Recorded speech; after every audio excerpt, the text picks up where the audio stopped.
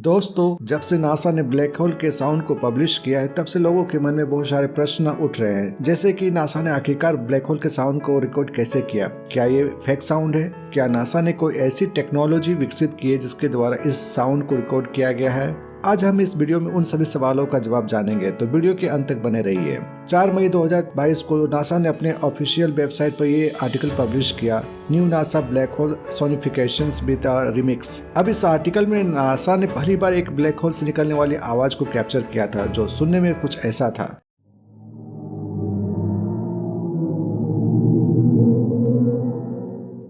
अब यार ये सुनने में तो बहुत डरावनी है ना? वेट अ सेकेंड, स्पेस में साउंड वो कैसे? अब नासा के ऑफिशियल वेबसाइट के एक दूसरे आर्टिकल में लिखा है, no sound can travel in space. तो यार क्या नासा हमें बेवकूफ बना रही है इस नए ब्लैक होल के साउंड से, या फिर इसके पीछे कोई और राज छिपा हुआ है? और क्या हमने ब्लैक होल के अलावा भी अदर स्पेस ऑब्जेक्ट्स के साउंड को कैप्चर किया है? चलिए जानते हैं आज की इस एपिसोड में।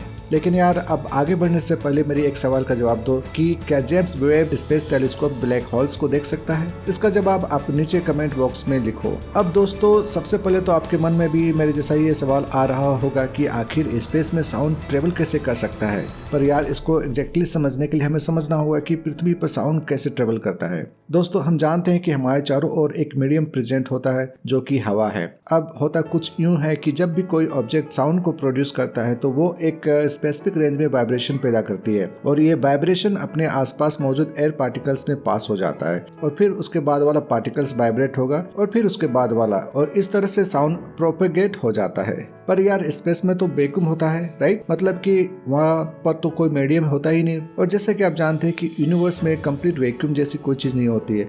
हर जगह कुछ न कुछ पार्टिकल्स जरूर होते हैं जो साउंड को प्रोपेगेट कर सके, पर ये प्रोपेगेशन इतना इफेक्टिव नहीं होता है कि हम इससे कोई यूजफुल साउंड को एक्सट्रैक्ट कर पाए। अब ऐसे में वैज्ञानिक एक खास प्रोसेस का यूज करते हैं जिसे हम सोनिफिकेशंस कहते हैं। अब दोस्तों, स्पेस में वैक्यूम तो होता ही, पर यहाँ पर radio waves, plasma waves, magnetic waves और ग्रेविटेशनल वेव्स और शॉक वेव्स जैसे चीजों की कोई कमी भी नहीं होती है, और ये वेव्स बिना किसी मीडियम के भी ट्रेवल कर सकती है। अब वैज्ञानिक इन वेव्स के पैटर्न, प्रेशर और दूसरे डेटा को धरती पर मौजूद टेलीस्कोप और ऑब्जर्वेटरी की मदद से कैप्चर कर लेते हैं। अब इसके बाद इस नॉन ऑडिबल डेटा को ऑडिबल साउंड के वेरिएशंस जैसे कि फ्रीक्वेंसी, एम्पलीट्यूड और रिदम से मैच कराया जाता है, और इस तरह से नॉन ऑडिबल डेटा को साउंड में चेंज कर दिया जाता है। अब ये साउंड उस फ्रीक्वेंसी में होता है जिसे हम इंसान सुन सकते हैं। उससे पहले आपको बता दें कि इसकी साउंड फ्रीक्वेंसी को काफी ज्यादा एम्पलीफाई किया जाता है ताकि ये हम इंसानों के सुनने लायक बन सके, यानी कि 20 हर्ट्ज से लेकर 20,000 हर्ट्ज के बीच में लाया जाता है। नाउ आई होप कि इस एक्सप्लेनेशन से आप समझ गए होंगे कि हमें स्पेस के साउंड को कैसे सुन पाते हैं। तो चलो अब जानते हैं कि नासा ने ब्लैक होल के साउंड को कैसे कैप्चर किया था। अब दोस्तों, जिस ब्लैक होल के साउंड को नासा ने कैप्चर किया है वो एबेल 426 गैलेक्सी क्लस्टर में मौजूद है। ये एबेल 426 गैलेक्सी क्लस्टर धरती से करीब 24 करोड़ लाइट ईयर्स दूर परसियस कॉन्स्टेलेशन में मौजूद है। अब इस गैलेक्सी क्लस्टर में गैस क्लाउड बहुत ही ज्यादा मात्रा में मौजूद है, जिसके कारण ब्लैक होल से निकलने वाले वेव्स का प्रेशर आसानी से प्रोपेगेट हो जाता है। अब नासा की चंद्रा एक्सरे ऑब्जर्वेटरी साल 2003 से ही इसे ऑब्जर्व कर रही थी, और फिर आखिरकार सोनिफिकेशंस के जरिए फाइनली इसके वेव से निकलने वाली फ्रीक्वेंसी को ऑडिबल साउंड में बदला गया। अब इस ऑडिबल साउंड को हम इंसानों के सुनने लायक बनाने के लिए इसके ओरिजिनल फ्रीक्वेंसी को करीब 144 से 288 क्वाड्रिलियन टाइम्स बढ़ाया गया। यहाँ मैं आपको ये भी बता दूं कि एक क्वाड्रिलियन का मतलब होता है एक के पीछे 15 जीरो। मतलब सोचो कि ये साउंड कितना ज्यादा धीमा था, और ऐसा करने के बाद ये ऑडियो सुनने लायक बना जिसे हम इंसान अपने कानों के माध्यम से सुन पाए। चंद्रा एक्सरे ऑब्जर्वेटरी एक एडवांस टेलीस्कोप है जिसे नासा ने साल 1999 में स्पेस में भेजा था। ये पृथ्वी के सरफेस पे मौजूद किसी भी एक्सरे टेलीस्कोप के कंपैरिजन में 100 गुना ज्यादा सेंसिटिव है।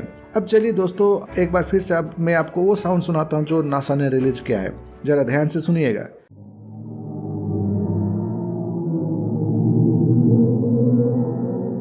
वेल काफी क्रीपी यानी कि डरावनी सी लग रही है। वेल नासा के ऑफिशियल्स का भी यही ख्याल है, और दूसरे जितने भी लोगों ने सुना उनका भी यही कहना है। उनका कहना है कि ये कुछ ऐसा है जैसे कि एलियन सीख रहे हो, चिल्ला रहे हो। अब कोई इसे शैतान की आवाज से कंपेयर कर रहा है, तो कोई इसे हजारों आत्माओं को टॉर्चर करने वाली आवाज बता रहे हैं।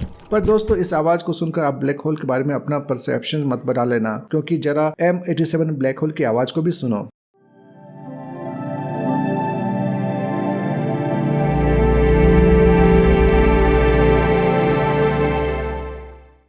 वेल यार, इसकी आवाज काफी सूदिंग और रिलैक्सिंग लग रही है। पृथ्वी से करीब 5 करोड़ लाइट ईयर्स दूर स्थित M87 ब्लैक होल वही ब्लैक होल है जिसकी हमने 2019 में इमेज ली थी और ये ब्लैक होल की फर्स्ट इमेज बन गई थी। सर स्टीफन हॉकिंग जिन्होंने अपनी पूरी लाइफ ब्लैक होल की स्टडी में डेडिकेट कर दी थी, वो ब्लैक होल की इस स्पष्ट इमेज को देख नहीं पाए थे। स्टीफन हॉकिंग वो वैज्ञानिक थे जिन्होंने हमें बिग बैंग से लेकर ब्लैक होल तक के स्पेस के काफी सारे कॉन्सेप्ट को समझाया था। दोस्तों इसका साउंड भी चंद्रा एक्सरे ऑब्जर्वेटरी से ही कैप्चर किया गया था। हालांकि इसमें हबल टेलीस्कोप और चिली में मौजूद अटाकामा लार्ज मिलीमीटर एरे के डाटा को भी कंसिडर किया गया था। अब दोस्तों यहाँ एक चीज ये भी जान लेनी चाहिए कि सोनिफिकेशन से जो हमें साउंड मिलता है वो इतना ज्यादा लो फ्रीक्वेंसी का होता है कि हमारे कान उसे सुन ही नहीं पाते हैं। ऐसे में वैज्ञानिक इन फ्रीक्वेंसी को बहुत ही ज्यादा इंक्रीज करते हैं। अब आप इन ब्लैक होल्स के अलावा जरा इन स्पेस ऑब्जेक्ट की भी ऑडियो सुन लो।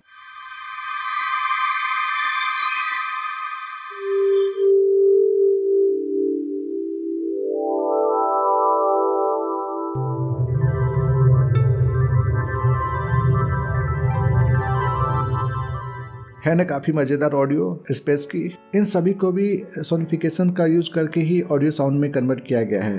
अब डिस्टेंट स्पेस के साउंड को कैप्चर कर पाना और अपने कानों से उसे सुन पाना हम इंसान के लगातार इंक्रीज होते टेक्नोलॉजी को दिखाता है। हमारे एडवांस टेलीस्कोप ब्लैक होल्स की मिस्ट्री सुलझाने में लगे हुए हैं और अब इसमें जेम्स वेब स्पेस टेलीस्कोप भी शामिल हो चुका है।